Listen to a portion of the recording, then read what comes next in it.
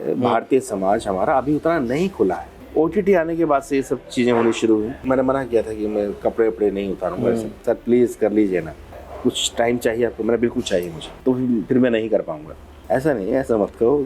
80s 90s का जो प्यार था ना, वो खतों वाला था। कभी प्रेमिका के लिए कूदा है छत से? यार मेरा घर तोड़वाओगे, कुछ और नहीं है।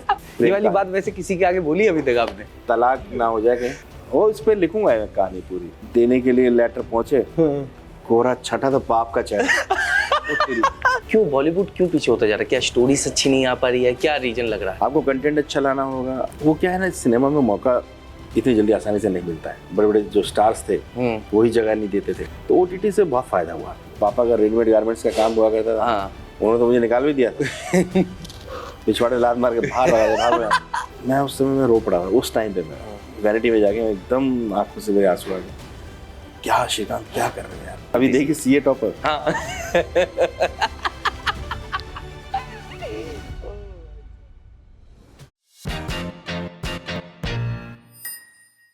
सर स्वागत है पहले तो बहुत बहुत आपका। आपको देख के मुझे तो थोड़ी गर्मी आ गई, सच बताऊं। ठंड वाला माहौल है और बहुत अच्छा लगा सर आप आए टाइम निकाल कर। बिल्कुल। तो सर मीठे सवाल से नहीं, थोड़ा तीखा ही कर लेते हैं, क्योंकि जब तक तिखास नहीं आती जिंदगी में, तीखापन मजा नहीं आता, मिठास में कुछ रखा नहीं है। तो सर ये बताइए कि OTT आने के बाद नुकसान या फायदा? देखिए OTT ये नहीं कि अभी आया है। OTT बहुत पहले से था। अच्छा। इंटरनेट जो उसकी जानकारी लोगों को नहीं थी इतनी। YouTube जो चला आ रहा था बहुत पहले से, तो लोग चैनल्स उस पर लोग बनाते थे, अपने कुछ कंटेंट्स डालते थे। बहुत सारे YouTube चैनल्स भी शुरू हुए थे बीच में। लेकिन OTT जो चलन में आया, जो लोगों के समझ में आया कि कुछ एक प्लेटफॉर्म है OTT नाम का भी, जो इंटरनेट पर फिल्म्स, वेब सीरीज और बहुत सारे कंटेंट्स उपलब्ध करवाता है। तो ये आया कोविड के बाद। कोविड शायद मैं ऐसे कहूँगा कि कोविड एक प्लस पॉइंट था, या मतलब प्लस या नेगेटिव तो नहीं, लेकिन एक ऐसा कहते हैं ना कि एक वक्त ऐसा था जिसने सब कुछ बदल दिया। उसने इंसानी जिंदगियों को बदला, इंसान की सोच को बदला। हम सब लोग की सोच एकदम बदल गई। उसके साथ साथ हमारे मनोरंजन के तरीके को बदला, और हम उसी के बीच में OTT का आगमन होता है, जो लोगों की नज़र में उस समय आया। क्योंकि पहले ये यूथ इसको बहुत देखा करता था, क्योंकि आम आदमी नहीं जानता था इसे। यूथ का जैसे TVF जो है, जो TVF ने यूथ में बहुत अच्छी पकड़ अपनी बनाई थी। राइट। उनके कंटेंट्स बहुत अच्छे होते थे, जिसमें एक अभी पंचायत भी है। तो OTT जब कोविड के बाद आया, तो लोगों को पता चला कि हाँ, हम लोग इस पर भी इस तरीके देखा जा सकता है। और उसके साथ साथ जब लोगों ने देखा, तो लोग जब जुड़े, जब लोग जुड़ते हैं और जब मांग बढ़ती है, तो एक नियम है कि मांग और पूर्ति। तो उसकी पूर्ति के लिए भी लोगों को उसको करना पड़ता है। तो उसी के साथ साथ जब कंटेंट्स लोगों के दिमाग में आए OTT के लिए, नई नई वेब सीरीज बननी शुरू हुई, तो एक्टर्स की भी ज़रूरत पड़ी। तो एक्टर्स की जब ज़रूरत पड़ी, तो उसमें पहले क्या था कि सिनेमा में सिर्फ कुछ ही लोगों का एक दबदबा था। मतलब इतना आसान नहीं था आगे आना कला के ज़रिए। कला तभी तो जब आप दिखा पाओगे, तभी तो आप आगे आ पाओगे। कोई प्लेटफॉर्म तो मिले, तो इसलिए प्लेटफॉर्म मिलना बहुत मुश्किल हुआ करता था।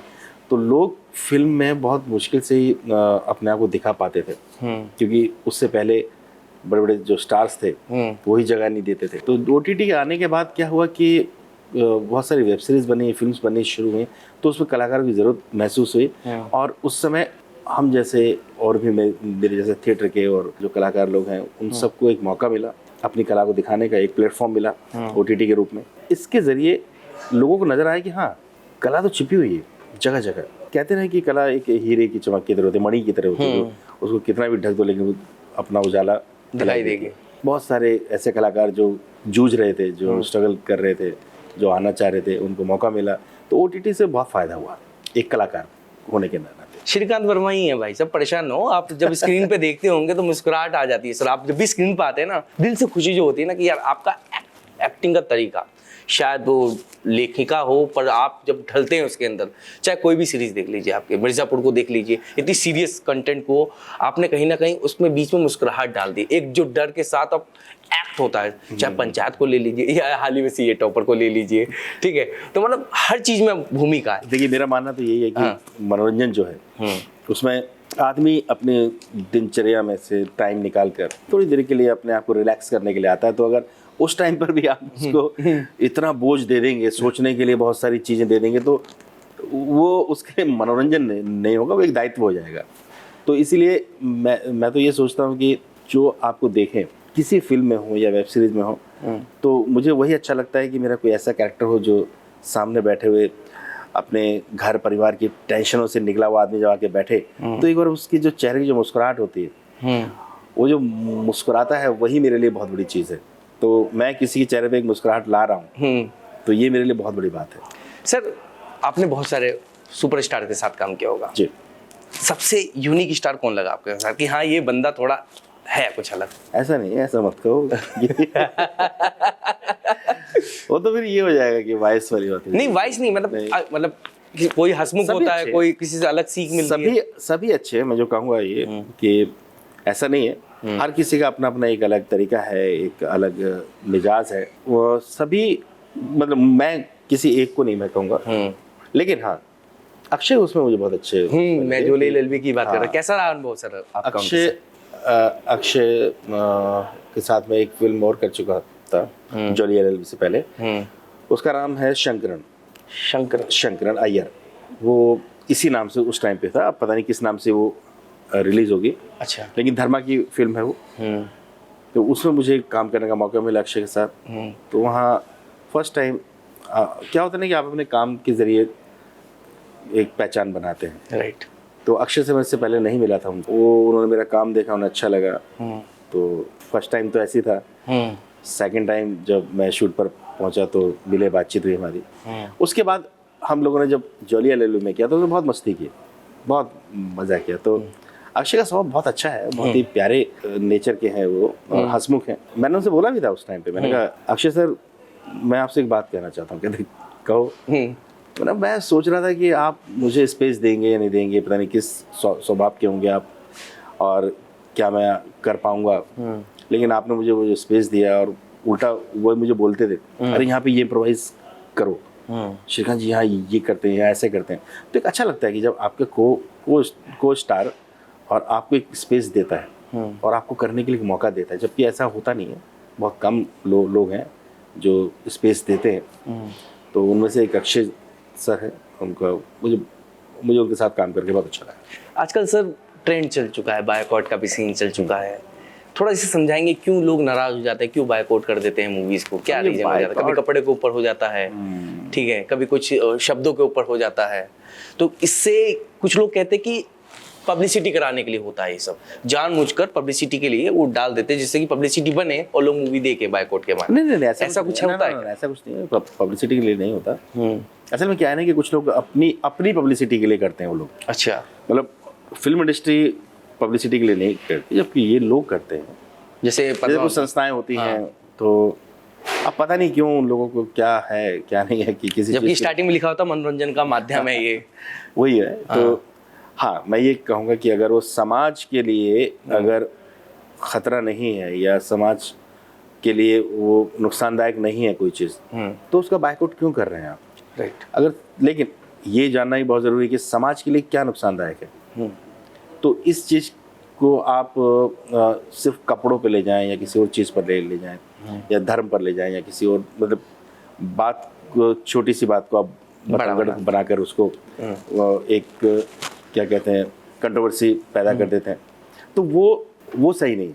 मैं ये कहूँगा कि हाँ अगर गलत सिनेमा है, उसका प्रभाव समाज के ऊपर गलत पड़ रहा है, तो आप उसको, ठीक है, आप उसका विरोध कीजिए, लेकिन हर किसी चीज़ का विरोध करना, हर छोटी छोटी सी चीज़ को, तो इसका मतलब तो ये है कि आप कहीं ना कहीं अपने आप को लाइमलाइट में लाना चाहते हैं उस सिनेमा के जरिए, इस इंडस्ट्री के जरिए। साउथ की जितनी भी मूवीज हैं वो हिंदी सिनेमा जगत में छाई जा रही हैं, क्यों बॉलीवुड क्यों पीछे होता जा रहा है? क्या स्टोरीज अच्छी नहीं आ पा रही है, क्या रीजन लग रहा है? नहीं देखिए, मैं तो ये कहूँगा कि सारा कुछ अपना ही है। साउथ हो, वेस्ट हो, ईस्ट हो, क्योंकि हिंदुस्तान का है, इंडियन कल्चर है, वो सिर्फ भाषा थोड़ी सी वहाँ की बोली बदल जाती है और यहाँ हम लोग हिंदी बोलते हैं, वहाँ पर तमिल है, लेकिन कल्चर एक ही है। कल्चर एक ही। तो जब एक ही कल्चर का मैं ये कहूँगा कि कोई भी फिल्म, चाहे वो चेन्नई में बनी हो, चाहे तमिल में हो, तेलुगु में हो, साउथ में, वो अगर पैसा कमाती है या अच्छा कुछ काम, मतलब उसका नाम होता है,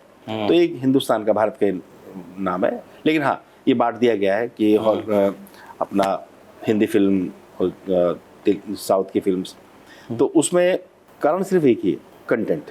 क्या हो रहा है कि हमारे यहाँ कई बार होता है ना कि आप रिलैक्स हो जाते हैं कि नहीं सब कुछ चल जाएगा, जो हम दिखाएंगे वो चल जाएगा। लेकिन अभी आज की डेट में आपको बहुत कुछ समझना होगा कि यूथ पढ़ा लिखा है, उसको कुछ भी आप नहीं ऐसा दिखा सकते कि जो चाहोगे वो आप दिखा देंगे।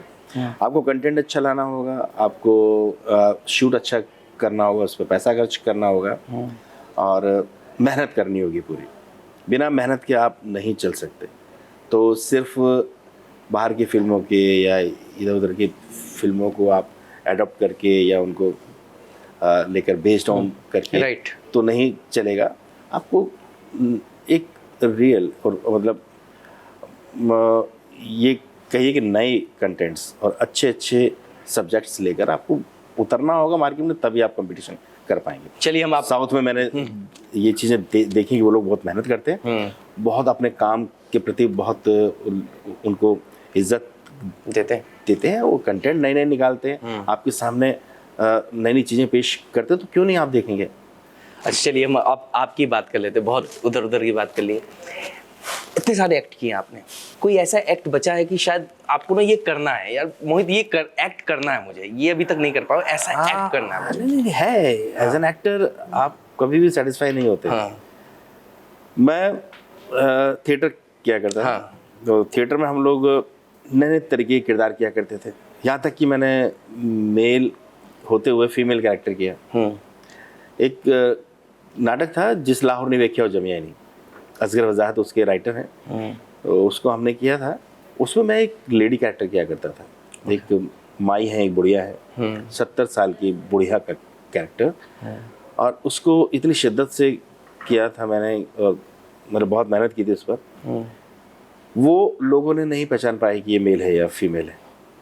तो मैं कहता हूँ कि इस टाइप के कैरेक्टर अपने फिल्मों में तो नहीं हो सकता, थिएटर में संभव है, क्योंकि थिएटर में हम लोग बहुत सारी छूट ले लेते हैं हर चीज़ की। क्योंकि थिएटर का मतलब ये रहा है कि पहले से पारसी टाइम में तो आदमी ही औरत बन के क्या करते थे वो लोग, तो थिएटर में तो इतनी छूट है, लेकिन सिनेमा में नहीं है क्योंकि वो रियल उसमें। तो उस तरीके के कैरेक्टर्स और उससे बेहतर कैरेक्टर्स बहुत किए मैंने। अभी जो मैंने सिनेमा में जो भी कुछ किया है वो तो शायद मुझे लगता है कि 10% भी मैं नहीं कर पाया हूँ। मेरा वो 90% अभी रह गया है। मुझे करना है और मतलब उस समय पता नहीं कब आएगा। मैं तो लोगों से कहता हूँ कि मेरी डेप्थ बहुत है, मैं बहुत कुछ करना चाहता हूँ और कर सकता हूँ, आप मुझे मौका दीजिए। वो क्या है ना, सिनेमा में मौका इतनी जल्दी आसानी से नहीं मिलता है, मुश्किल है, काफ़ी मुश्किल होता है, क्योंकि आपके ऊपर बहुत पैसा लगा हुआ होता है, तो उसमें आप एक्सपेरिमेंट नहीं कर सकते। एक कोई अगर आपने कुछ किया वर्सेटाइल, आप जब धीरे धीरे करते करते लोगों को विश्वास होना शुरू होता है, तब वो आपको आपके ऊपर विश्वास करके कैरेक्टर देते हैं। तो उस टाइप के जो कैरेक्टर्स चैलेंजिंग हो, एज एन एक्टर मुझे लगे कि हाँ मैंने कुछ किया है, और देखने वालों को भी लगे हाँ श्रीकांत ने कुछ अलग किया, तो वो मैं करना चाहता हूँ। और हमेशा मैं चैलेंज के लिए हमेशा मैं तैयार हूँ, हमेशा मैं तैयार रहूँगा। इतने सारे एक्ट में कोई चैलेंजिंग रोल लगा है अभी तक कि हाँ भाई ये बहुत मुश्किल था यार, फिर भी मेरे को करके करना है, चाहे कुछ भी हो जाए करके दिखाया? नहीं, हर कैरेक्टर चैलेंज लिए होता है। आप किसी भी कैरेक्टर को जब फर्स्ट टाइम जब आपके पास कोई कैरेक्टर आता है, तो कोशिश ये होती है कि आप उसको किस तरीके से उसके साथ ईमानदारी कर पाएंगे, आप कैरेक्टर को कैसे आप उसको अडेप्ट करते हैं, आप कैसे उस कैरेक्टर को गढ़ते हैं, तो वो चैलेंज होता है। अब सबसे बड़ा चैलेंज तो ये है कि जो राइटर ने और डायरेक्टर ने जो कंसीव किया हुआ है, जो उनके दिमाग में, उनको भी आपको सेटिस्फाई करना है कि हाँ उन तक भी पहुंचना है। तो चैलेंज तो भरा पड़ा है। हर कैरेक्टर के लिए कोई ऐसा कैरेक्टर नहीं है जो आसान हो। आसान अगर मैं मान लूँ तो फिर मैं नहीं कर पाऊंगा। तो शायद मैं अपने काम से ईमानदारी नहीं मैं कर रहा हूँ। मतलब जब तक चैलेंजिंग नहीं हुआ मजा नहीं आएगा उसमें। नहीं, हर काम में चैलेंज होता है। आपके जब भी कोई नया कोई कैरेक्टर जब मेरे पास आता है तो चैलेंज लिए होता है। जैसे मैंने दम लगा के हिस्सा आपने शायद देखी होगी, इसमें शाखा बाबू थे। वो शाखा बाबू एक कैरेक्टर वो अलग ही था। उसके बाद एक एक कैरेक्टर मेरे पास आया था, हम लोगों ने किया था चंदेरी में, वो शूट हुआ था, वरुण धवन थे उसमें, अनुष्का थी, अपने ये यशराज की फिल्म थी, उसका नाम था सुई धागा। बहुत प्यारी स्टोरी तो सर। सुई धागा में मैं एक किस्सा बताता हूँ। सुई धागा में इसके डायरेक्टर भी अपने यही थे, शरद कटारिया। तो शरद ने ही इस फिल्म के लिए मुझे अप्रोच किया। तो पहले उन्होंने मुझे वो जो अपना रघुवीर यादव जी ने किया था ना बाप का जी, वो कैरेक्टर वो चाह रहे थे कि मैं करूँ। ओह, तो अब मेरी उम्र नहीं पहुंच पा रही थी वहां तक, और ना ही मैं लग पा रहा था कि वो जो थपेड़े खाए हुआ व्यक्ति 60 साल मतलब जो रिटायरमेंट की उम्र होती है, और उसमें रिटायरमेंट का सीन भी था, उसके लिए तो मैंने भी मना किया। मैंने कहा नहीं, इस तरीके से मेकअप करके वैसे नहीं, अच्छा नहीं लगता, आप रियल नहीं लग पाएंगे। तो देन उन्होंने कहा कि ठीक है श्रीकांत, कोई ना कोई कैरेक्टर तो आप कर रहे हो इस फिल्म में। उन्होंने मुझे एक कैरेक्टर दिया था मेरे लिए, उन्होंने उसमें एक निकाला, बहुत प्यारा कैरेक्टर था वो पान वाले का था। पान वाले का नाम कुछ और था, इसमें पलटे राम था। अच्छा। तो पलटे राम तो बाद में पड़ा था उसका नाम। असल में एक पान वाला है, पान वाले के पूरे डायलॉग्स हैं, सब चीज़ें, पूरे सीन्स हैं उसके। मैंने वो सब किया, मैंने वो पान लगाना सब सीखा मैंने। एक पान वाले के पास जाया करता था, अरे यार मुझे बताओ यार, क्योंकि क्या होता है ना कि आप जब कर रहे हैं और पान लगा रहे हैं, बात कर रहे हैं, तो उसमें आपके वो लगे कि हाँ ये बंदा अपने काम में निपुण है। हर तरीके से आपकी एक एक चीज़ ऐसी लगनी चाहिए कि हाँ कई सालों से लगा रहा है ये काम, ये कर रहा है। तो उसको लाने के लिए आपको प्रैक्टिस करनी पड़ेगी। तो मैं जाके पान वाले पे बैठ जाता था उसके बाद जाके कत्था चूना लेके लाओ, जैसे कोई आता था लाओ मैं लगाता हूँ। तो बहुत पान बिगाड़े मैंने उसके। तो पान खाए भी आपने फिर? पान खाए भी होंगे? खाए नहीं, खिलाए, लेकिन किसी का गाल कट जाता था, किसी कुछ हो जाता था, मतलब चूना जाना लग तो गया। उसने मुझसे कहा भी था, कहता भाई साहब मेरी दुकानदारी करने आए हो क्या आप, ग्राहकों के लिए आप मत बनाओ। तो मैंने उससे पान ले लिए थे। तो बैठ के मैं करता रहता। तो मैं जब वहाँ पहुंचा फर्स्ट डे, तब शरद कटारिया, अनुष्का शर्मा और वरुण धवन सब लोग बैठे हुए थे। मैं जैसे पहुंचा, सबने स्वागत किया मेरा अच्छे से, बहुत अच्छे उससे, आइए सर आइए, बैठे बैठे। तो मैं बैठा, अनुष्का और वरुण कहते हैं सर आपकी हमने वो दम लगा के शायद देखी थी और बहुत अच्छा कैरेक्टर था, आपको पता है आप इसमें जो कर रहे हैं? मैंने हाँ वो पान वाला, हाँ इसके लिए हमने कुछ सोचा है। मैंने क्या सोचा है? तो शरद ने कहा श्रीकांत जी हमने ना एक भोपाल में एक बंदा देखा था, वो उल्टे बैठ के पान लगाता था और उल्टे ही ऐसे दिया करता था। अरे तो कहते इसमें ना हम आपको उल्टा बैठाएंगे। ना पागल हो रहे हो, उल्टा बैठा हुआ है, मतलब मैं दिखूंगा नहीं? कहते नहीं आप आपकी पीठ दिखेगी, पूरी फिल्म में पीठ दिखेगी। मैंने कहा यार ये क्या मतलब हुआ, मतलब मेरा कोई चेहरा नहीं, कुछ नहीं, तो मुझे ले ही क्यों रहे हो? हाँ, किसी और को बैठा दो। क्यों रहे भाई, किसी और को बैठा दो उसमें। नहीं श्रीकांत जी आप बैठो। मुझे गुस्सा आ गया, मैं जा रहा हूँ भाई। तो उन्होंने, वरुण ने कहा नहीं सर एक मिनट बैठे हो सही। अनुष्का ने कहा सुनिए तो आप रिवील होंगे। कब? कहते लास्ट में। यार क्या यार ये क्या? तो ना इसको क्या करना है, कैसे करना है, कुछ सोचा है आपने? कहते नहीं सोचा तो नहीं है, बस ये अब देखते हैं कैसे होगा। तो मैंने भी चलो सोचा। उन्होंने कहा आज तक कभी ऐसा फिल्मों में नहीं हुआ है, ये एक्सपेरिमेंट नहीं हुआ है, चलो देखते हैं यार इसमें भी एक दाव लगाते हैं। और मैंने कहा कि इसको करोगे क्या, कैसे? करते करते देखते हैं। अब फर्स्ट सीन जब हुआ, सामने से कैमरा है, ठीक है, अब यहाँ से कैमरा होने का, कैमरे की पोजीशन भी बदलती है क्योंकि हर एंगल से आप लेते हैं। अब आप इस एंगल से तो आप छिप गए, अगर वो इधर आता है कैमरा तो कैसे आप छिपेंगे, आप उल्टे थोड़ी हो जाएंगे फिर। राइट। तो अब आपको क्या हुआ, वो डायरेक्टर कहे क्या करें श्रीकांत जी, श्रीकांत जी आप बाहर आ जाओ देखते हैं। वो एक सीन हो गया जो मेरे लिए एक सीन था। मैंने यार एक सीन से बाहर हो गया मैं, सिर्फ इसलिए क्योंकि उल्टे के चक्कर में नहीं हो पा रहा कोई। फिर दूसरे सीन में फिर श्रीकांत जी आप एक मिनट बाहर आइए। अरे मैंने ऐसे करते करते पूरी फिल्म से बाहर हो जाएंगे हम। मैंने कहा यार तुम लोगों ने कुछ सोचा ही नहीं और बिना बात के उल्टा कर दिया मुझे, अब क्या करें? कहते श्रीकांत जी समझ में नहीं आ रहा क्या करें, आप देखो। मैंने कहा हाँ, अब मैंने कहा आप मुझे ही देखना पड़ेगा। तो ये चैलेंजिंग था। मैंने क्या किया, अपने एक यहाँ अपना वो जो स्कार्फ होता है वो मैंने साफी जो बोलते हैं अंगोछे को मैंने बांधा, और बांध के मैंने उसके जो डीओपी मेहता जी, मैंने उनसे कहा मैंने सर आप प्लीज थोड़ा आपको मेरे साथ देना होगा। मैंने ठीक है, मैंने एंगल आपको इस तरीके से लेने होंगे कि बैक से भी और साइड से भी, और बैठेंगे हम शुरू से ही इस तरीके से कि अब इतना साइड है, रिवील नहीं होना चाहिए। इस तरीके से हम लोगों ने उसको किया। काफी चैलेंजेस था, बहुत चैलेंजिंग था, बहुत सारे मतलब सीन्स में तो मैं नहीं सेट हो पा रहा था, मुझे को सब सोचना पड़ता था कि क्या करना है क्या नहीं करना। फिर बाद में मैंने अपने इस कैरेक्टर को बचाया था। देन उसके बाद अब रिवील कैसे हो, इसका भी कुछ नहीं था। अच्छा। फिर सर ने कहा कुछ सोचेंगे, कुछ बनाएंगे, कुछ करते हैं। तो उन्होंने एक बनाया कि कुछ एक सीन्स थे उसमें कि वो लेडीज जो होती है वो कहती हैं कि जब तक सब सारे मर्द लोग हमारा साथ नहीं देंगे तब तक हम बिस्तर पे नहीं जाएंगे। तो यहाँ मैंने उसके लिए एक छोटा सा कुछ बनाया था डायलॉग कि वो बंदा उल्टा क्यों बैठा है, इसका भी लॉजिक होना चाहिए। फिर सीधा क्यों हुआ, उसका भी लॉजिक होना चाहिए, एक लॉजिक होना चाहिए, मतलब हर लॉजिक का भी लॉजिक होना तो चाहिए। मैंने इसमें एक डायलॉग दे दिया था जब वो सीधा होता है। तो जैसे ही वो आता है सामने, जिसने भी सुई धागा देखी वो एक सीन है जिसमें वो सामने वो खड़ा है और अनुष्का आती है, कहती है आप कौन? तो मैं कहा अच्छा पहचाना नहीं, मैं घूमता हूँ, कहता हूँ पहचान ना पाई का बहू। तो अरे पलटे राम जी आप। तो सब लोग उसके बैक साइड से ही पहचानते थे। तो तब वो कहता है कि वो वरुण धवन को बोलता है कि देख मैंने ये कसम खाई थी कि जब तक मेरे कोई बाल बच्चा नहीं होगा तब तक मैं दुनियादारी से मुंह फेर के रहूंगा, और अब तेरी बहू ने वो गुंजाइश भी ना छोड़ी। मतलब जब वो कहता बच्चे होने की कोई गुंजाइश नहीं छोड़ी। तो अब सीधा हो गया वो।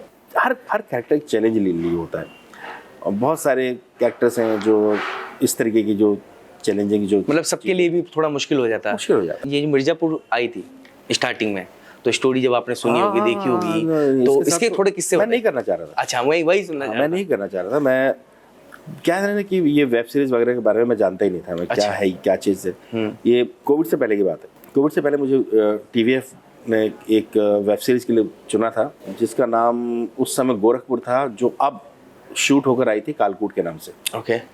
उसमें मैं और जीतू हम दोनों कर रहे थे उसमें लीड। देन उसके बाद फिर विजय वर्मा आए थे कोविड के बाद, जब उसको शूट किया गया तो वो किसी वजह से रुक गई थी उस टाइम पे। 2016-17 की बात है ये। देन उसके बाद अब ये 2020 में फिर शूट हुआ था, 20 या 21 में हुआ था शायद आई थिंक। उस टाइम पर किसी वजह से क्लैश हुआ, वो क्लैश किया उसने, तो क्लैश करने के चक्कर में इसको नहीं कर पाया। फिर यशपाल भाई ने उसको शूट किया था, मेरे कैरेक्टर यशपाल भाई ने किया था, यशपाल शर्मा। इससे पहले क्या था कि मिर्जापुर मैं देख चुका था, थोड़ा सा इसके बारे में था कि नहीं इसमें गालियां हैं इस टाइप से, तो हम लोग थिएटर वाले और सब थोड़ा सा पारिवारिक माहौल वाले हैं। हाँ, कहते नहीं यार नहीं ऐसे नहीं, गाली वाली वो सब चीज़ें नहीं, हम कैसे दे देंगे।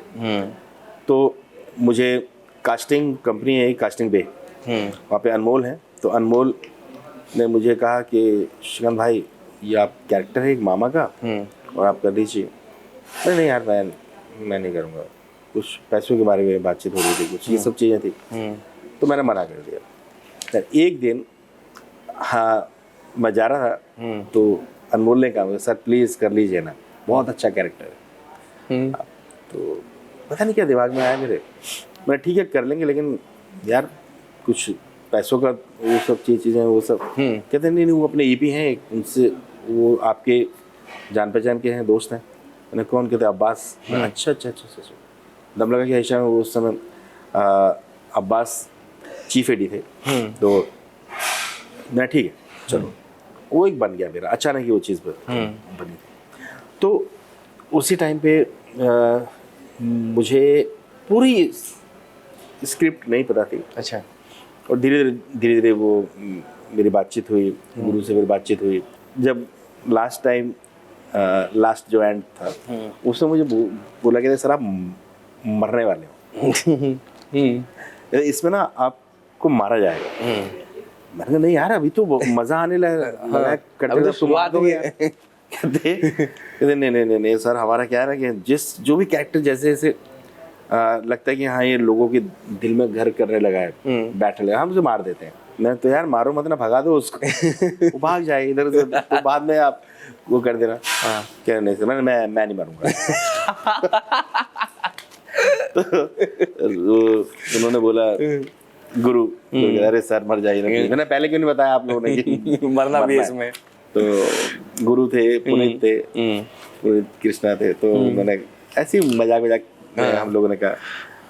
तो उसमें मिर्जापुर का तो ये रहा कि एक अच्छी वेब सीरीज, शुक्र है मतलब ऊपर वाले का कि मैंने उस समय सही निर्णय लिया। अच्छी थी वो और बहुत ही प्यारा कैरेक्टर मेरा निकल के आया था।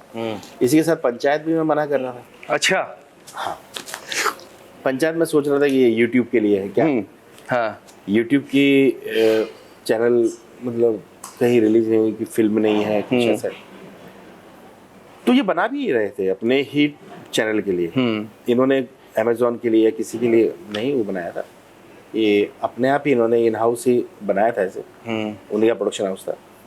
मैं 2-3 इनकी सीरीज नहीं कर पाया था, तो वही गोरखपुर और गुल्लक के लिए भी कहा था इन्होंने, गुल्लक भी नहीं मैं कर पाया। तो उन्होंने कहा सर ये पनौती ख़त्म करते हैं ना, इसमें पंचायत में आप कीजिए।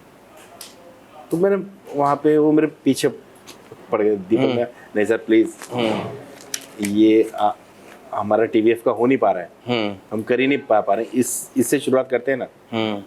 उससे मेरी पता नहीं क्या दिमाग में आया, मैंने चलो ठीक है करते हैं। तो मैं एक साथ 4-5 सीरीज कर रहा था।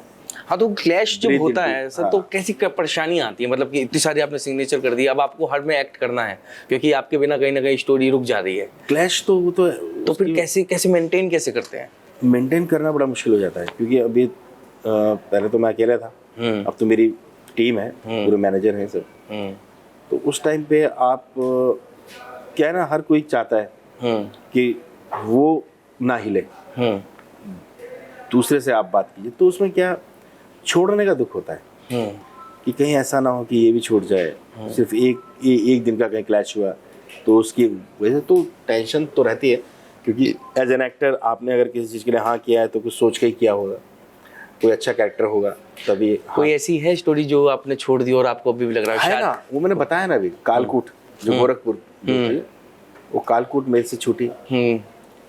10 दिन पहले मैंने मना किया, जिससे पहले मैं ब्रीथ इनटू द शैडो और वो दोनों क्लैश कर रहे थे। उसके साथ ही साथ एक फिल्म और थी जनहित में जारी। अच्छा, वो भी मैं कर रहा था, वो भी ऐसे ही हुआ, उसका भी क्लैश हुआ। कई बार ऐसा हुआ है कि डायरेक्टर बोला श्रीकांत थोड़ा और इसे और बेहतर कर सकते हैं, थोड़ा होता रहता है। तो कभी कभार सबसे ज्यादा कब प्रॉब्लम हुई थी, यार बहुत हो गया यार ये तो, अब मैं थक गया, ब्रेक लेना है मुझे, फिर दोबारा करूंगा थोड़ी देर बाद। हाँ, ये कब हुआ? ये हुआ था मेरे साथ। अभी मैंने एशियन पेंट का एक शूट था मेरा, जो भी बहुत चला है वो। उसमें मैं 3 रातें जगा था। ओके। क्योंकि मैं बनारस में एक शूट कर रहा था, उसी दौरान पंचायत के साथ भी ऐसे हुआ था। तो उस दौरान क्या हुआ कि वो शूट के बीच में ही ये ऐड आ गया। तो ऐड के लिए मेरे पास 1 दिन था, 2 दिन थे, वो 2 दिन मैंने वो निकाले। फिर उसके बाद मुझे फिर आना था यहाँ पर, और उससे पहले मैं शूट करके मैं निकला हूँ। तो शूट करने में बनारस से सीधे कोई फ्लाइट नहीं थी मुंबई में, हमें दिल्ली आके दिल्ली से फिर पूरी रात भर यहाँ रुककर फिर जाना है मुंबई सुबह की फ्लाइट से, क्योंकि कुछ ही फ्लाइट्स थी। तो मैं आया, वहाँ शूट किया, बनारस में शूट करके सीधे दिल्ली आया, दिल्ली में रात भर जागा। जागने के बाद वहाँ पहुँचा मैं, उससे पहले भी नाइट शूट चल रहा था वहाँ पर, तो सो नहीं पा रहा था 2-3 दिन से। तो वहाँ जब पहुँचा तो जब शूट चल रहा है ना, चलते अचानक में एक जगह ब्लैंक हो गया था। मैं ब्लैंक क्या, एक्सप्रेशंस वहाँ रुक गए। वो जो डायरेक्टर को जो चाहिए था वो मैं चेंज ही नहीं कर पा रहा हूँ, हो ही नहीं पा रहा हूँ। बहुत कोशिश हो गई, बहुत कोशिश की, ऐसा हो रहा है, बिल्कुल ब्लैंक हो रहा है एकदम। तो डायरेक्टर वो समझ चुके थे। उन्होंने कहा श्रीकांत कुछ टाइम चाहिए आपको? मैंने बिल्कुल चाहिए मुझे। आप कहते ठीक है 1 घंटा आप ले लीजिए, मैं तब तक दूसरा कुछ शूट ना करता हूँ। अच्छा, उससे पहले क्या हुआ था, मुझे डायरेक्टर ने एक बात बोली थी। उन्होंने कहा श्रीकांत मैं आपके ऊपर दाव खेल कर आया हूँ। क्या कहते, मैंने जो इस कैरेक्टर के लिए जीएम जो एशियन पेंट के जीएम है उनसे मैंने बोल दिया था कि मुझे श्रीकांत चाहिए। तो उन्होंने भी कहा ठीक है फिर आपकी जिम्मेदारी है। तो पूरा दाव मेरे ऊपर था कि वो एक जिम्मेदारी थी उनके लिए। अब ये भी एक प्रेशर था कि एक व्यक्ति की इज्जत की बात है भाई कि उसने स्पेशल आपके ऊपर वो दाव खेल के आए हैं, और अब आप रात भर के कई रातों के जगे हुए हैं, सफ़र करके आए हैं, फिर इतना एनर्जेटिक को करना। और मैं उस समय में रो पड़ा था। उस टाइम पे मैं वैनिटी में जाके एकदम आंखों से मेरे आंसू आ गए। क्या श्रीकांत क्या कर रहे हो यार, करना है ऐसे, कैसे करना है, बेहतर क्या करना है। तो फिर मैं थोड़ी देर के लिए लेट आराम से अपना रिलैक्स किया। फिर वो किया, अच्छा हुआ। देन उन्होंने मुझे फिर एक बात बोली कि श्रीकांत हम जो सुबह से सेकंड डे हम लोग करना जो चाह रहे थे वो हम दोपहर से हम करेंगे, आप रात भर दोपहर तक सो। तो उन्होंने मुझे पूरा कई घंटे दिए उन्होंने, मैं आराम से सोया, पूरा रिलैक्स हुआ। और दोपहर को जब मैं पहुंचा फुल चार्ज था मैं। फिर सेकंड डे धुआं, मतलब उस समय वो सब लोग कहते हैं कि और क्या क्या नहीं किया हमने उस समय। अच्छा सर, कोई ऐसी कैरेक्टर है आपका कि आपने करने के बाद कहा कि शायद यार ये नहीं करना चाहिए था मुझे, हाँ ये इसका गलत नहीं, ये नहीं करना चाहिए था, बस कर लिया मैंने, पैसों के चक्कर में करा हो चाहे फिर टाइम के बचाने के चक्कर में, कुछ तो कर ही दिया। अभी देखिए सीए टॉपर। हाँ ओ भाई साहब, नहीं मतलब अगर वही एक्टर सीरीज तो अच्छी थी, बहुत सब अच्छी थी, लेकिन मैं वैसा नहीं हूँ और ना ही मैं मतलब करता हूँ। फर्स्ट टाइम मैंने किया था एज एन एक्टर। कोई ऐसा नहीं करने पड़ते हैं सब चीज़ें, लेकिन पता नहीं कुछ चीज़ें मुझे लगती हैं कि उसको अलग खूबसूरत तरीके से भी दिखाया जा सकता है। हाँ। और मेरी बात भी हुई थी, उन्होंने कहा श्रीकांत जी इस व्यक्ति का एक हम घिनौना और उस टाइप का एक बंदा है। घिनौना मतलब उसकी हरकतें घिनौनी। हाँ। उस समाज में मतलब ऐसे आदमी को सही नहीं माना जाता, उस टाइप का आदमी हमें दिखाना है वो। तो मैंने कहा फिर कहते ये सीन, तो मैंने मना किया था कि मैं कपड़े वपड़े नहीं उतारूंगा ऐसे। तो उन्होंने कहा ठीक है हम इसको ब्लर लेंगे, ऐसे लेंगे ऐसे। तो मेरी बात हुई थी, मैंने कहा देखो मैं इजी नहीं हूँ इस तरह की चीज़ों के लिए। उन्होंने फिर उसको ब्लर नहीं किया, ऐसे उस टाइम पे वो कर लिया। मगर मैं मतलब अपने आप को अनईजी सा महसूस, मतलब मुझे नहीं पता सर कि आप कैसे एक्ट करते हो, पर मेरे को पता है क्या फील आती है जब भी मैं आपको स्क्रीन में देखता हूँ, एक मोहब्बत वाली फील आती है सीरियसली। कि जब कोई सा भी एक्ट हो, चाहे पंचायत हो चाहे मिर्जापुर हो, एक आता है कि हाँ भाई यार ये एक्ट हो रहा है यार, बहुत बहुत प्यारा एक्ट है। चाहे आप विलन का भी एक्ट करेंगे ना, उसमें भी लगेगा हाँ सही कर रहे हैं आप। हाँ नहीं ये सीए टॉपर भी फिर मैंने किया। हाँ। जब करना है तो अब करना है तो करना है। तो उसमें मैंने अपने छवि मेरी बिल्कुल चेंज हुई, अलग हुई। जिस तरीके की जैसे और जगह पे मैंने किया है और बहुत सारे जो कैरेक्टर्स किए उससे ये अलग था, एक अलग था। ये भी एक एज एन एक्टर आपको चीज़ें करनी चाहिए। लेकिन मैं ये कहूँगा कि हमारा जो समाज है ना, इंडियन समाज जो है, भारतीय समाज हमारा अभी उतना नहीं खुला है। हाँ। हम चाहे कितने ही पश्चिमी चीज़ों को अपना लें, लेकिन शायद अभी भी हमारे अंदर वो संस्कार हैं, वो चीज़ें हैं कि हम खुल के नहीं आ सकते। खुलना जरूरी है क्या? खुलना जरूरी नहीं है। बहुत पहले मैंने एक फिल्म की थी, छोटी सी फिल्म थी उनकी, साईं परांजपे की, जो उन्होंने एड्स को लेकर कुछ बनाई थी, ट्रक ड्राइवर्स को लेकर। तो उसमें मैं एक पुलिस वाला हूँ, ट्रैफिक पुलिस वाला, जो उन्होंने उसमें दिखाया था कि किस तरीके से आप एड्स से बचे। तो उसमें एक सीन था कि मैं ट्रक ड्राइवर से, जो लीड में थे, जो हीरो था ड्राइवर, उससे मैं कहता हूँ तेरे पास वो है प्रोटेक्शन? तो हाँ है, तो निकाल के देता है मुझे। तो एक छोटा सा वो था, और उसमें उन्होंने क्या दिखाया कि उसके साथ एक लड़की है, ट्रैफिक पुलिस वाले के साथ। उस लड़की को लेके जाता है, और झाड़ियाँ हैं फूलों की, उसके पीछे गया, उसका जो दुपट्टा था ना लड़की का, वो झाड़ियों पे था।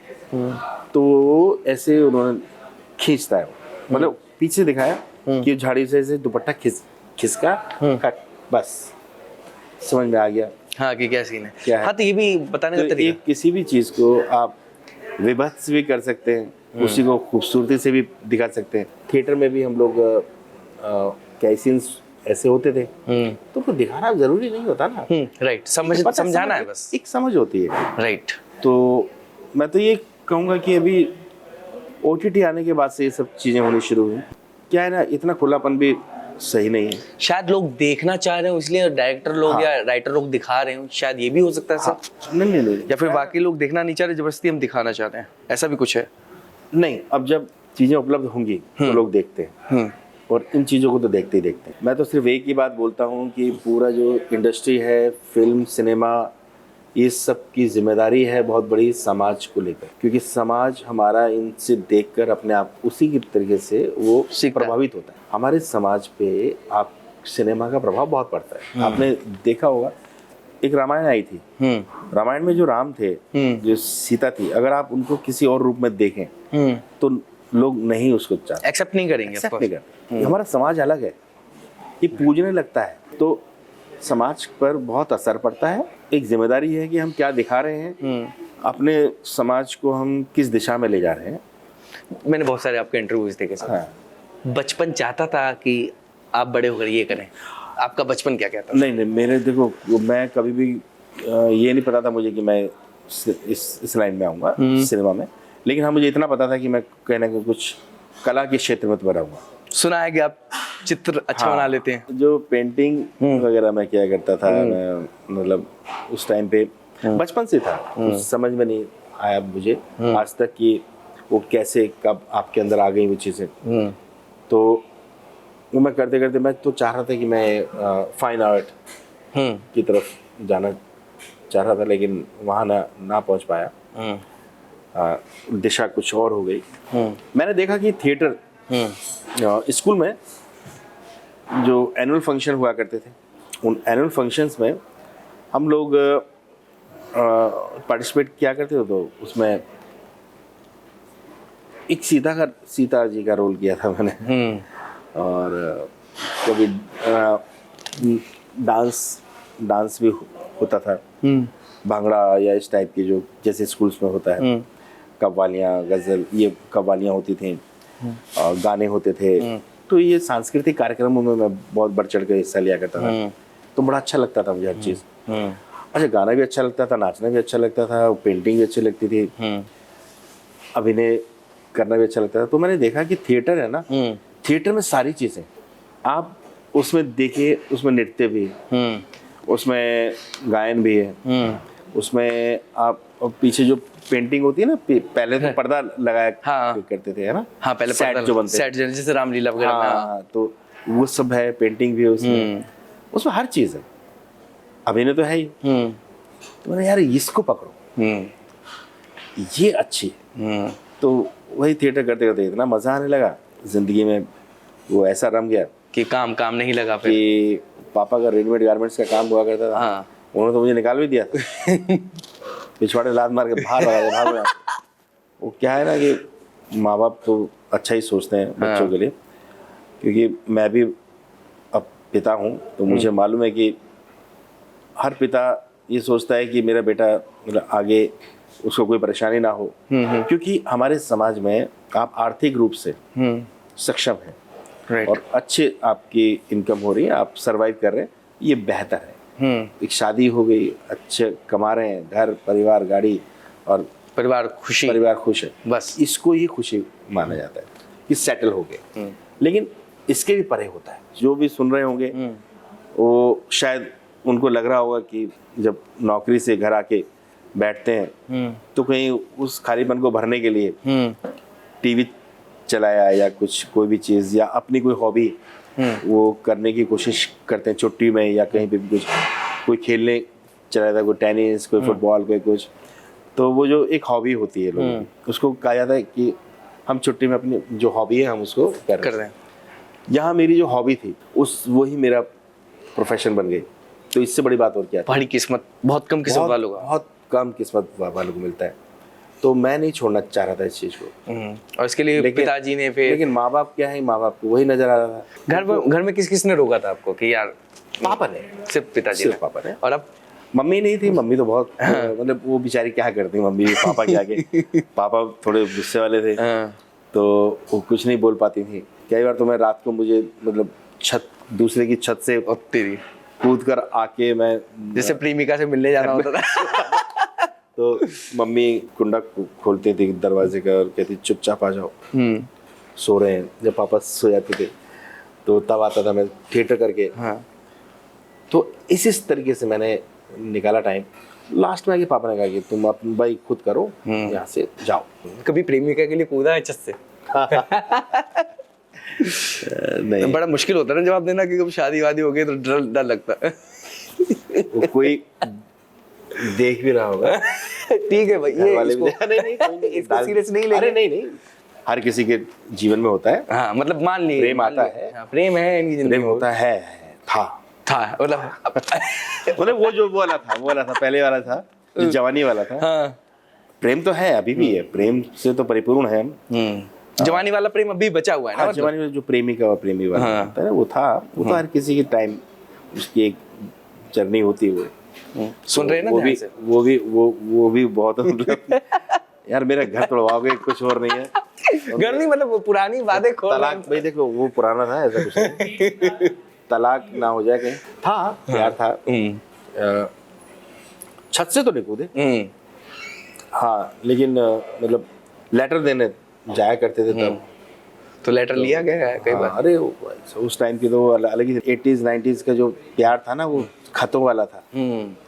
उसमें खत चलते थे, और वो खत ऐसे होते थे कि मतलब उसी के जरिए मन की भावनाओं को कह देना। मतलब सर वाकई बहुत फील ही हुआ, क्या मजा आ गया। फोन आजकल तो उसको मजा ही नहीं है, सब चोचलेबाजी हो गई, करने का मजा ही नहीं है। हाँ, इश्क तो वो हुआ करता था जब आप गली के छोर पे खड़े और आपको वो लेटर मिल गया, और आपने ऊपर जो देखा, ऊपर से उन्होंने लेटर फेंका, आपने उठाया, और जब कोने पे भागे और वहां जाके फिर आप पढ़े, उसे बार बार पढ़ा।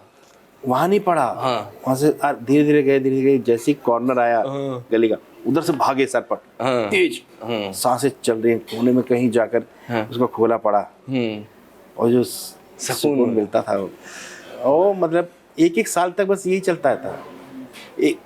एक 2 साल तक तो ऐसा था, बस सिर्फ देखते थे, इजहार नहीं।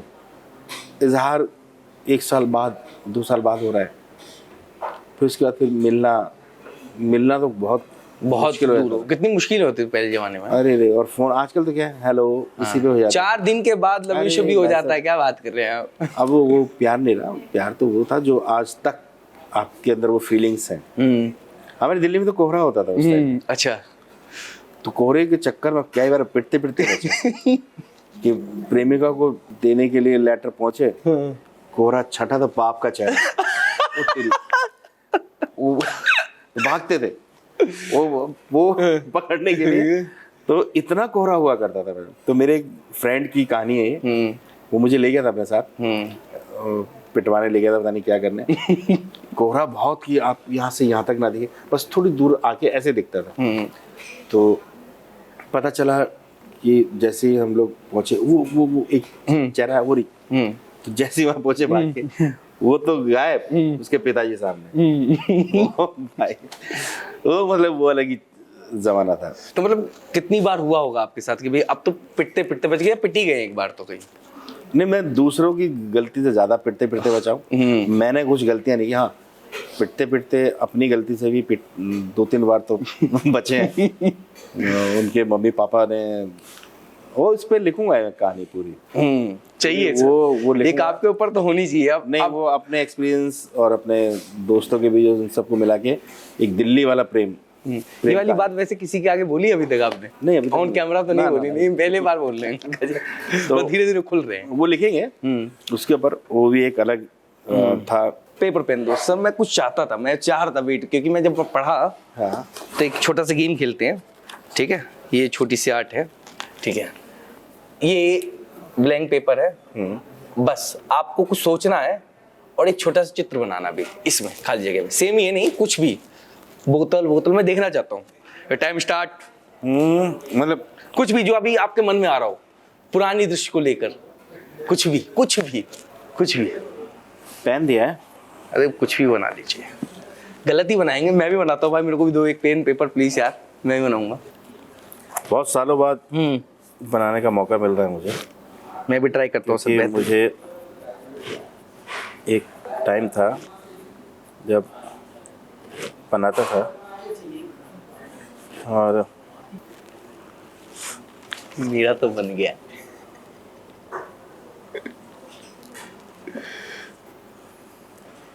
इस टाइम वाह, सर। एक ना वो हुआ करता था, एक बालों का हाँ। स्टाइल होता था इस टाइप का। तो तुमने जब आशिकी की बात की है ना, तो वही चीज़ें एक मैं सिर्फ एक बस एक ओ सर, ये चेहरा मैंने भी बना दिया बस। भाई साहब, ओ दिखा ना? भाई साहब, सर मुझे ना एक ऑटोग्राफ और सिर्फ एक चेहरा मैंने ही बनाया, वो जो पुराना याद है ये मुझे। अच्छा, ये कि आपकी प्रेमिका है? प्रेमिका नहीं है, मतलब मुझे एक चेहरा याद है, ये उनमें से हैं जिन्होंने मुझे प्रपोज किया था। वाह सर, तो ये चेहरा मुझे अभी तक हल्का सा याद था। तो वाह सर, मैं ना बस ये दिखाना चाहता हूँ सर, मेरा ऐसे बाल हुआ करते थे भाई साहब, ऐसे बाल हुआ करते थे। एक गाना याद आ गया, यारो जाओ ढूंढ के लाओ यार, कोई तो ढूंढ के लाओ। लव यू सर, बहुत ही खूबसूरत है सर, बहुत ही खूबसूरत, गजब सर। सर वाकई मैं आपसे जितनी बात करूँ ना उतना कम है, लम्हा कम पड़ आपने जाएगा। क्या बनाया दिखाओ ना। नहीं मैं दिखा नहीं सकता। ये क्या बना दिया? नहीं, मैं इसका देखो, ये मैंने बाजा बनाया है। हाँ। ये हम लोग बैठे हैं और ये सूरज की रोशनी, ये मैं बहुत गजब बड़ी मेहनत से बनाया है। तो सर ने जो बनाया वो काबिले तारीफ है। बाप रे, नहीं यार, मैं मिक्स कर देता हूँ, कहाँ गया ये रहा, देखिए कंपेयर कर लीजिए भाई साहब, कंपेयर मतलब एक जमीन और एक घास, जमीन भी नहीं कहेंगे सर, इसे क्या है, घास फूस बना दिया हमने। ये भाई साहब वाकई बहुत खूबसूरत है सर। सर बस अब कला की बात होगी, लास्ट सवाल कर लेते हैं फिर आपके पास आऊं।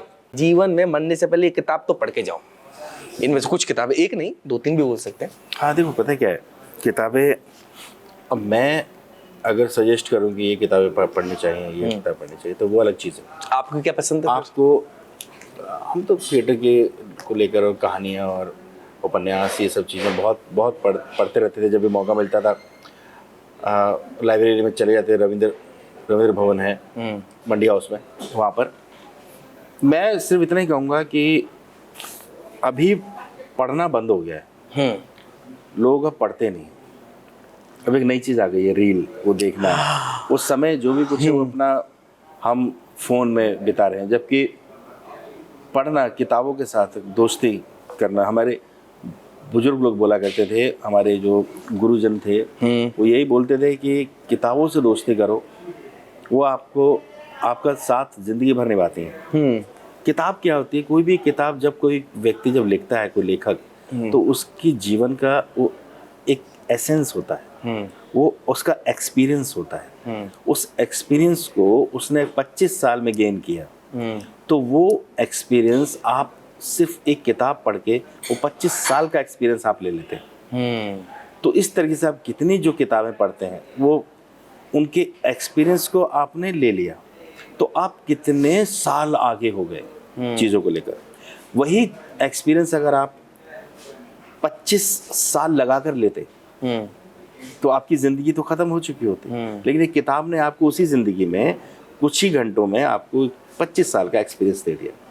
तो इसीलिए मैं कहता हूँ कि किताबें पढ़िए, चाहे वो कोई भी हो किताब, कैसी भी हो किताब, साहित्यिक, कोई भी मतलब साहित्य की किताबें आप पढ़िए, कैसी भी नॉलेज देने वाली किताब को आप पढ़िए, आपकी नॉलेज बढ़ती जाएगी, आप कई साल आगे हो जाएंगे। तो आप ये मानिए कि आपकी अगर ज़िंदगी 60 साल की, 70 साल की है, तो आप ना जाने सैकड़ों साल की ज़िंदगी आपकी हो जाएगी, वो एक्सपीरियंस आपको मिल जाएगा। तो और किसी भी काम के लिए, जहाँ तक कि अभिनय के लिए भी, आप अगर पढ़ते नहीं हैं तो आप अभिनय नहीं कर पाएंगे। आप उस एक्सपीरियंस को, उस बारीकी को अभिनय की, वो नहीं कर पाएंगे जब तक कि आपको वो एक्सपीरियंस नहीं होगा। और किताबें क्या होती हैं? किताबें आपको नए नए किरदार, नई नई नॉलेज देती है। और एक एक्टर को साइकेट्रिस्ट की तरह काम करना चाहिए। एक हर मतलब आपको कोई भी कैरेक्टर मिल सकता है, आपको किसी भी तरीके का काम करने के लिए मिल सकता है। जैसे मैंने कहा कि पान वाले की तरह, तो और भी मतलब समाज में से ही आपको किरदार निकाल के आपको करने होते हैं। तो समाज को पहले समझना होगा, और समाज को समझने के लिए समाज में जो हमारे जो राइटर्स हैं, जो हमारे लेखक हैं, उन्होंने समाज को ही लेकर, समाज की ही चीज़ों को लेकर, समाज की ही दुविधाओं को, समाज की जो परेशानियां हैं, समाज की जो अच्छाइयाँ बुराइयाँ, सबको लेकर किताबों में समेट दिया है। तो आप समाज को बहुत अच्छा समझ पाएंगे किताबें पढ़ने के बाद। तो इसीलिए मैं कहता हूँ कि जिस दिन आपने एज एन एक्टर या और भी कुछ भी बनना चाहेंगे, तो पहले आपको समाज को समझने में मदद करती हैं ये किताबें। तो नए नए एक्टर्स के लिए भी, जो एक्टर बनना चाहते हैं, जो इस फील्ड में आना चाहते हैं, तो मैं उनसे ये कहूँगा कि किताबें पढ़िए और समय को जितना दे सकें, जितना मतलब आप किताबों को समर्पित कीजिए अपने टाइम को। उस रील में मत जाइए, है ना, वो आपकी रील को लोग देखेंगे। अगर आप उस रील में फंस गए तो आप कहीं के नहीं रहेंगे। तो इसीलिए अपना समय सही जगह, सही चीज़ों में आप व्यतीत कीजिए। Thank you very much sir, आपने मेरे को कीमती समय दिया और इतनी सारी बातें बताई सर। यकीन माने मुझे कुछ पल तो बहुत मज़ेदार आए। मैं आपका बचपन देखकर याद आ गया कि भाई ऐसा होना चाहिए, प्रेम भी ऐसा होना चाहिए। ऐसे प्रेम में क्या फ़ायदा कि 2 दिन बात हुई और फिर मोहब्बत हो गई। मोहब्बत के लिए भी समय लगता है और मोहब्बत का इजहार भी करना। प्रेम भी एक मिठास तो बहुत बड़ा विषय है। इसको लेकर श्री कृष्ण जी ने एक अवतार लिया, उसमें उन्होंने यही पूरे अवतार में यही कहा गया है, इन्हीं चीज़ों को बताया गया है, प्रेम।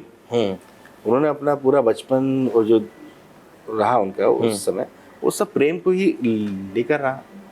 उसको आप किस ढंग से आप लेके जाएं आध्यात्मिक रूप से। वो प्रेम खाली मेल फीमेल का नहीं, प्रेम हर उस आत्मा से, हर उस व्यक्ति से, चाहे वो मेल हो चाहे फीमेल हो, हर इस नेचर की बनाई हुई हर चीज़ से प्रेम होना चाहिए हमें। प्रेम खाली वो औरत और मर्द वाला नहीं प्रेम कहूँगा। प्रेम को आप मान के चलिए, उसको वृहद, उसको बहुत विस्तार दे दीजिए। प्रेम को संकुचित मत कीजिए। प्रेम को सिर्फ आदमी और औरत पे ही सीमित मत कीजिए। प्रेम पूरे नेचर से कीजिए, नेचर की बनी हुई हर चीज़ से कीजिए प्रेम। यही सिखाया जाता है, यही श्री कृष्ण ने भी कहा, यही आप कह, यही मैं बोल रहा हूँ। तो दोस्तों, हर किसी से प्रेम कीजिए, अपने दोस्तों से, अपने माँ बाप से, अपने भाई बहनों से, अपने आस पड़ोस से, सबसे प्रेम कीजिए। आपको प्रेम ही मिलेगा। जो आपसे गुस्सा कर रहा है उससे भी प्रेम करिए। हाँ। जो आपको नुकसान कर रहा है उससे भी प्रेम करिए। हंस के बात कीजिए, तुरंत वो कब तक गुस्सा करेगा, वो भी हंस पड़ेगा। चलिए सर, बहुत बहुत अच्छा लगा सर, आप आए, बहुत बहुत शुक्रिया, बहुत अच्छा लगा। Thank you very much. Please आप देखिएगा सर के कारनामे आने वाले और समय में। बिल्कुल, मेरी अभी films Jolly LLB 3rd, son of Sardar, Durga Prasad की दूसरी शादी, और भी बहुत सारी मतलब फिल्में आने। सर मैं आपसे दोबारा मिलूंगा, आपको छोड़ूंगा नहीं मैं। प्लीज समय निकालते रहिए, नए सवालों के साथ, नई जोश के साथ मिलूंगा आपसे। चलिए, बहुत बहुत शुक्रिया।